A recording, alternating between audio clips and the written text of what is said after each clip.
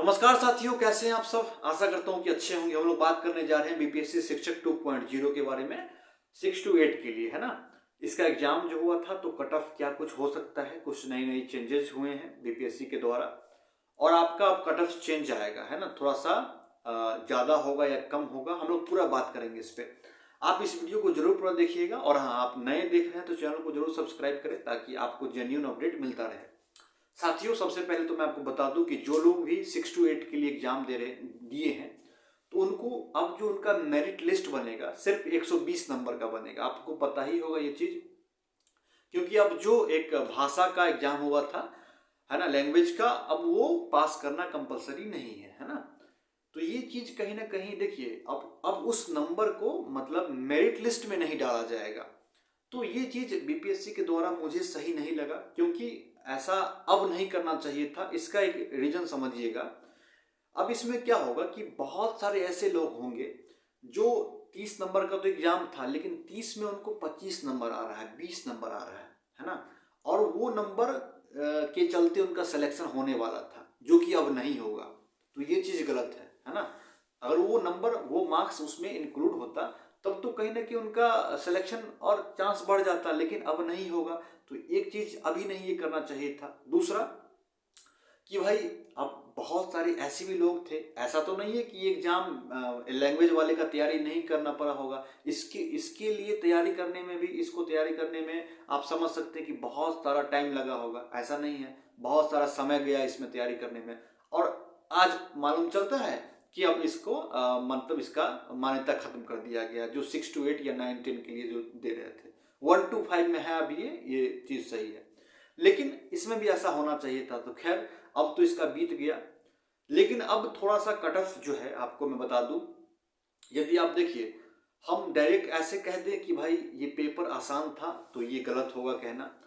दूसरा बात कि ये भी कह दे कि पिछले बार के कंपेयर में आसान था, तो मुझे ये नहीं लगता है। अब कुछ कुछ क्वेश्चन आसान था, वो अलग चीज़ है, लेकिन ओवरऑल कहेंगे तो एग्ज़ाम बहुत ही हार्ड था।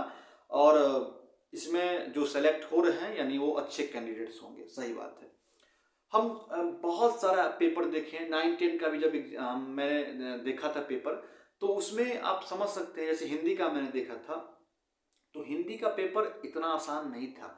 उसमें जो लोग डीप में तैयारी किए होंगे, अच्छे से पढ़े होंगे, वो ही बनाए होंगे। पिछले बार के तुलना में इस बार 9 10 का तो जरूर हार्ड था, बाकी हम नहीं कह सकते हैं।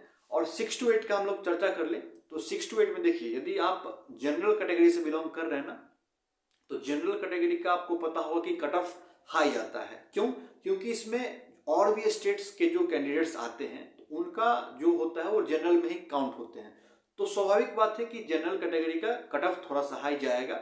लेकिन बहरहाल हम लोग बात कर लेते हैं कि पिछले बार जो है, आपको पता होगा कि 6 to 8 में 67 गया था, है ना, जबकि क्वेश्चन का लेवल अच्छा था तब गया था। तो इस बार भी लगभग 70 के आसपास जो है आपका, यदि आपने अच्छा इतना स्कोर कर लिया है, 70 नंबर आपका आ रहा है यूआर कैटेगरी से, तो आप अपने आप को सेफ मानिए, आपका सिलेक्शन का चांस पूरा हो जाएगा, है ना।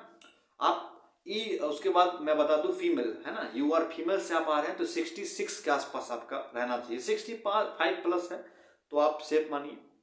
और ईडब्ल्यूएस का मैं बता दूं तो ईडब्ल्यूएस का लगभग 65 के आसपास रहेगा जनरल कैटेगरी से। ईडब्ल्यूएस में मतलब मेल में बता रहे हैं आप, है ना।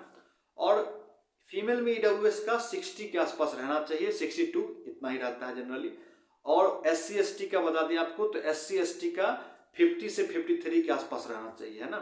थोड़ा सा कम कर रहे हैं, कहीं कहीं किसी किसी जगह ज़्यादा भी हो जाता है, लेकिन आप इतना अप्रोक्स बना रहे हैं। आप जो लोग पिछला बार में 45 पे भी कई का सिलेक्शन हो गया था, तो थोड़ा सा इस बार कट ऑफ बढ़ेगा, है ना। और आप इतना स्कोर कर रहे हैं तो एकदम आपका चांस है कि आप जरूर सेलेक्ट हो जाएंगे। और एक चीज़ और है जो मैंने नहीं बताया है, तो आप कमेंट करके जरूर बताएं कि आपका कितना बन रहा है। और एक चीज़ और है कि दूसरा बात मैं बता दूं आपको कि ये जो वैकेंसी है ना, अब ये हर साल आएगी और आपका 30 अगस्त का इसका परीक्षा ले लिया जाएगा। तो ये चीज़ एकदम, अब जिनका सिलेक्शन नहीं हो पा रहा है या नहीं हुआ है या नहीं होगा, नंबर बहुत कम आ रहे होंगे, तो घबराने की आवश्यकता नहीं है, ठीक है। क्योंकि अगले साल भी अच्छी वैकेंसी आएगी। जो लोग कह रहे हैं कि अब हो गया वैकेंसी, अब नहीं आएगा इतना, तो ऐसा नहीं है, वैकेंसी आ रहा है और अच्छा वैकेंसी आएगा, तैयारी में लगे रहना है लेकिन, है ना।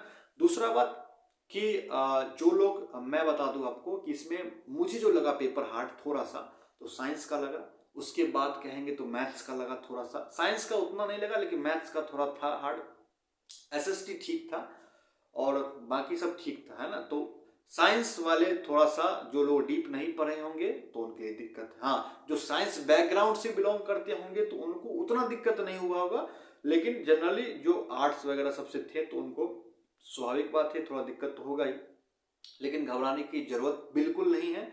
और मैं आपको बता दूं कि आपका रिजल्ट जो है जनवरी फर्स्ट वीक तक एकदम आ जाएगा, दिसंबर लास्ट में भी आ सकता है, लेकिन जनवरी फर्स्ट वीक तक मानिए कि आपका रिजल्ट आने का पूर्णतः संभावना है ना। आंसर की आ ही गया है तो आपने मिला लिया हो कि आपका कितना बन रहा है। तो आप हमें कमेंट बॉक्स में जरूर मैसेज करें, कमेंट करें कि आपका कितना बन रहा है। और हाँ, एक चीज और है कि इधर उधर की बातें में ना रहें, है ना। बहुत सारे लोग आपको तरह तरह का कट ऑफ बता रहे होंगे कि कोई कह रहा होगा कि 60 प्लस जाएगा, कोई कह रहा होगा 80 प्लस जाएगा। मैंने तो एक वीडियो में देखा कि एक टीचर ही है, वो कह रहे हैं कि 85 प्लस जाएगा इस बार, कोई 80 कह रहा है, कोई बहुत लो कर दे रहा है।